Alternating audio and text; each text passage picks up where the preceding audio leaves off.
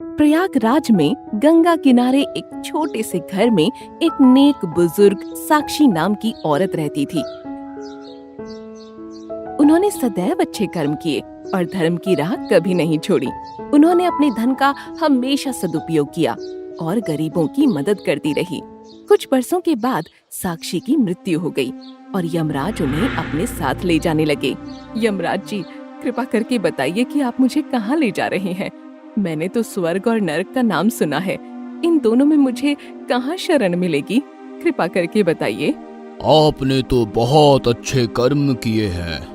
ईश्वर की राह आपके लिए है।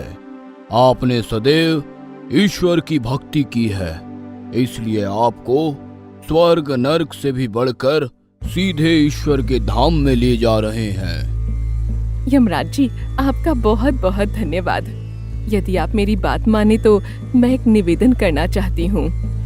हाँ हाँ बोलिए, निसंकोच होकर बोलिए। मैं स्वर्ग और नरक दोनों देखना चाहती हूँ। क्या आप मेरी इच्छा पूरी कर सकेंगे?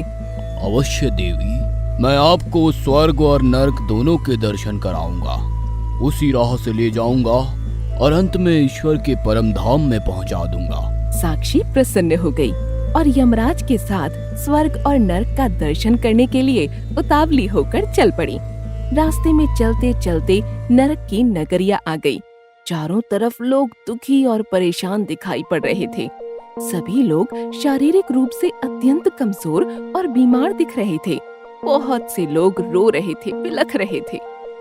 यमराज जी, यहाँ तो हर इंसान दुखी और परेशान है, आनंद की अनुभूति से अनजान है। सुख शांति का नामो निशान नहीं है, किसी के चेहरे पर मुस्कान ही नहीं है। अचानक साक्षी ने एक जगह ऊंचाई पर बहुत बड़ा हंडा लटका हुआ देखा।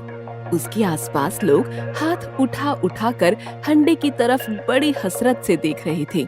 ऐसा लग रहा था जैसे हंडे से कुछ मांग रहे हों। यमराज जी, इतना बड़ा हंडा इतनी ऊंचाई पर टंगा हुआ है, इस हंडे का राज क्या है? इसके अंदर क्या है? साक्षी, ये सुख और शांति रूपी अमृत का हंडा है। सभी लोग सुख और शांति चाहते हैं, लेकिन यहाँ कोई उस हंडे तक नहीं पहुँच पाता। रुकिए, मैं यहाँ के लोगों से कुछ जानने की कोशिश करती हूँ। भाई साहब, ये बताइए, आप लोग इस हंडे को नीचे क्यों नहीं उतार लेते? बहन, हम सभी सुख और शांति के हंडे तक पहुँचना चाह रहे हैं, लेकिन ये बहुत ऊंचा है, इसलिए पहुँच नहीं पा रहे हैं। अब तक हम में से कोई भी इस हंडे को छू भी नहीं पाया है, इसलिए अब तक हमारे ऊपर ये दुख और अशांति की छाया है। साक्षी, यहाँ से चलो, अब मैं तुम्हें स्वर्ग नगरी की सैर कराऊंगा। उसके बाद नरक और स्वर्ग के अंतर के बारे में बताऊंगा। इसके साथ साथ स्वर्गवासी और नरकवासी लोगों के बारे में भी बताऊंगा। ठीक है देव, चलिए।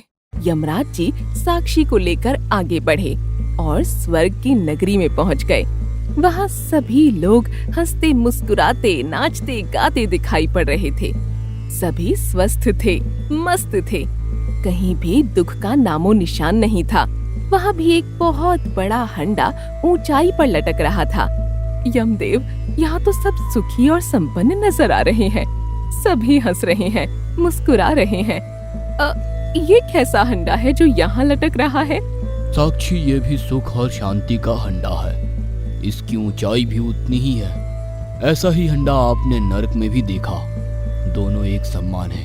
हाँ, एक बात सच है कि यहाँ और वहाँ के लोगों में बहुत बड़ा फर्क है। कैसा फर्क है देव? इनसे ही पूछ कर देख लो, तुम्हें इसका जवाब मिल जाएगा। साक्षी ने स्वर्ग के एक आदमी को इशारे से बुलाया और पूछा, क्या आप बता सकते हैं कि यहाँ के लोग बहुत सुखी और प्रसन्न क्यों दिख रहे हैं? देवी जी, हमें ईश्वर की कृपा से और हमारी कोशिशों से इस बड़े हंडे से सुख और शांति रूपी अमृत मिलता रहता है। हम सभी उसका सेवन करके आनंदित रहते हैं। ये हंडा तो बहुत ऊंचाई पर है, आप लोग कैसे पहुँच जाते हैं? हमारे यहाँ हर व्यक्ति धर्म और कर्म के महत्व को समझता है, हमेशा सद्मार्ग पर ही कदम रखता है। हम सभी परिश्रमी हैं, एक दूसरे को सुखी देखना चाहते हैं और कभी भी किसी को दुख नहीं देते। हम लोगों ने परिश्रम से लकड़ियां काटकर एक बहुत बड़ी सीढ़ी का निर्माण किया है। सीढ़ी पर चढ़कर हम उस हंडे से सुख और शांति रूपी अमृत पा जाते हैं। इस तरह आनंद में जीवन बिताते हैं। उस आदमी की बात को सुनकर यमराज भी खुश होकर मुस्कुराने से अपने आप को रोक न पाए।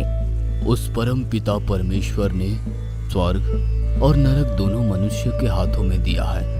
मनुष्य चाहे तो स्वर्ग बना ले या चाहे तो नरक बना ले। अपने नेक धर्म, कर्म और परिश्रम से मनुष्य स्वर्ग बना लेता है और दूसरी तरफ पाप, अधर्म, आलस और अकर्मण्यता के कारण मनुष्य स्वयं अपने जीवन को नरक बना लेता है। आलस को त्यागने, सत्कर्म, उचित परिश्रम करने और अपने धर्म का निर्वाह करने से यही जीवन स्वर्ग बन जाता है। इस तरह से मनुष्य सुख और शांति पाता है। उसे स्वर्ग का अनुभव होता है।